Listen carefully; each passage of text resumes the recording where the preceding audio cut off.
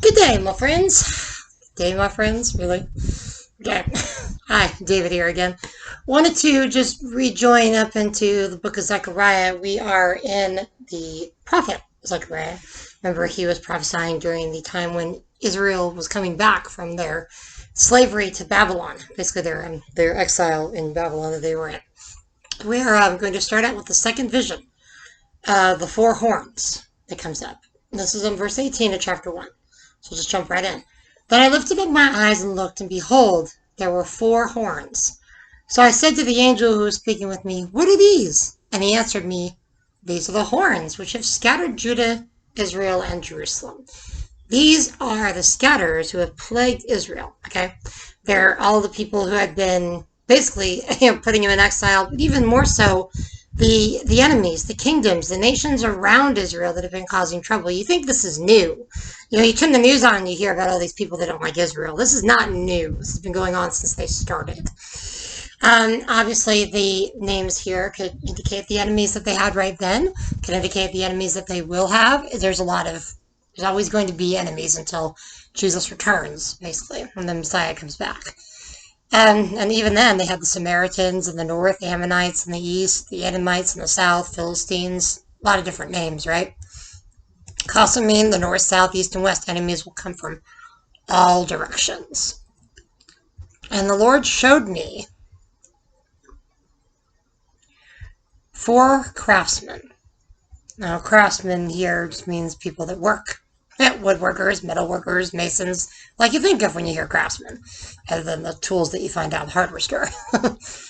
Okay, so verse 21, you hear often when Zechariah is talking is he'll respond with,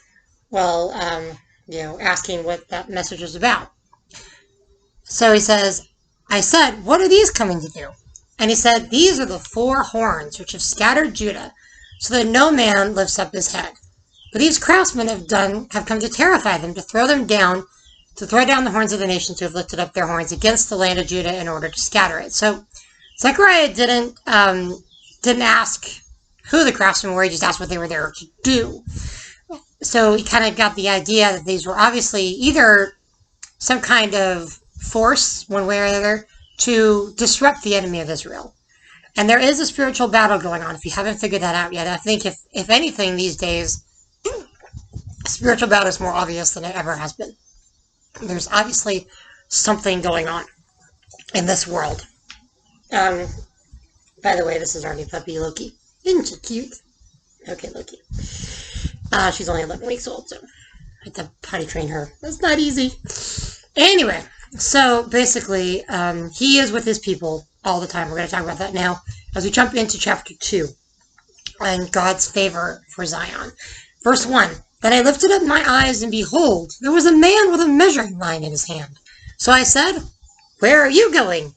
And he said to me, "To measure Jerusalem, to see how wide it is and how long it is." And behold, the angel who was speaking with me was going out, and another angel was coming out to meet him. And he said to him, "Run, speak to that young man, saying, Jerusalem will be inhabited without walls, because of a multitude of men and cattle within it. For I, declares the Lord, will be a wall of fire around her, and will be the glory in her midst." So first of all, the very idea of a city without walls was very uncommon back then. I mean, you had to have walls to protect yourselves from invading forces. You don't generally see cities with walls too much out here these days.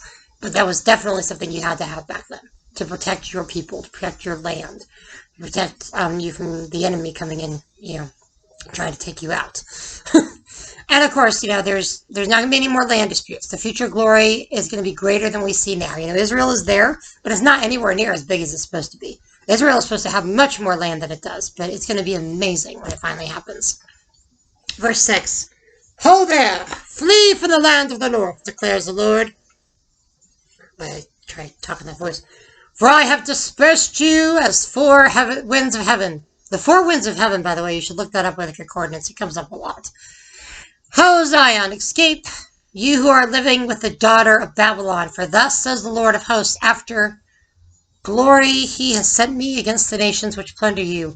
For he who touches you touches the apple of his eye." I love that phrase in the Bible, Comes up a couple times. The apple of his eye. You know, that pupil, that thing in there, right? In the tiny center of your eye, you know, where all that sight is. You know, the most precious part, you know, you don't want to lose that. You don't want anything to hurt that. That's why you got an eyelid and eyelashes and you cover your eyes, you know, to avoid the sun hurting it. But in this case, you know, it could have been a play on words because the use of Zechariah's phrases actually could refer to the city of Babylon. The city of Babylon had a gate that was actually called the Gate of the Eye. It was referring to like the gateway to God, and Babylon was the god of Babylon, not Israel. Not the real God, obviously. So it could have been a play on words there too. But either way, it's pretty cool verse. Just shows how much God cares about his people. Verse 9, for behold, I will wave my hand over them, so that they will be plunder for slaves. Now we're talking about Babylon right now. Future destruction of Babylon, probably. And current, where he's pulling his people away from them too. Then you will know that the Lord of hosts has sent me. Sing for joy and be glad, O daughter of Zion, for behold, I am coming, and I will dwell in your midst, declares the Lord. Many nations will join themselves to the Lord in that day and will become my people. See, that hasn't happened yet. We need to see more people coming to join him, obviously. I will dwell in your midst, and you will know that the Lord of hosts has sent me to you. The Lord will possess Judah in his portion in the Holy Land and will again choose Jerusalem. Be silent, all flesh, before the Lord, for he is aroused from his holy habitation. Okay, so I got that. You know, there's promises that we're going to talk about right now. The first promise. Behold, I am coming, and I will dwell in your midst. That's God's promise to Israel. His promise to us as well. Here's something. Don't ever let anybody tell you God is done with Israel. God is not done with Israel. The Old Testament is full, and the New Testament is full of promises God has made to his people that he has to fulfill, or he's not who he says he is. And if he's not who he says he is, why are we serving him? Why are we following him? Why do we trust him with our salvation? He has to be who he says he is. And because he is who he says he is, we have to believe what he said about Israel. He has promised them things that we need to pay attention to. The second promise is that many nations will join the Lord in that day and become his people. Joined, and that's the same word we get Levi from, actually. The term my people is usually just referring to Israel, but now it's more everybody, even the Gentiles. The Gentiles!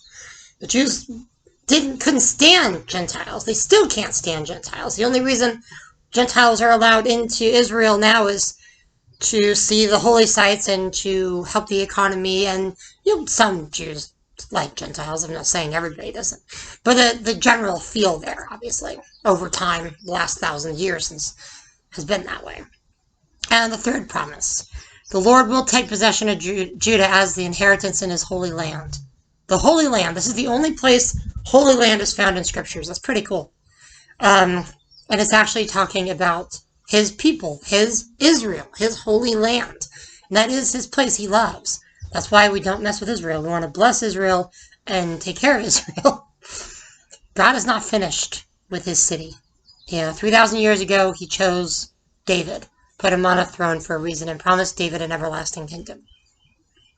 There's no throne in Israel right now, but there will be someday. Jesus will be back.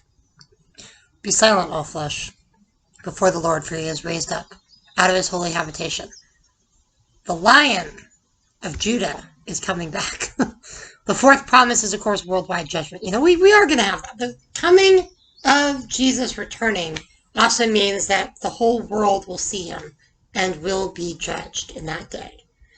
And it's not just, you know, beware the Lamb, but praise him, thank him for that. It's the promise he has. He's going to get us out of this mess. This whole world is going to shake and tremble before the King of Kings and the Lord of Lords.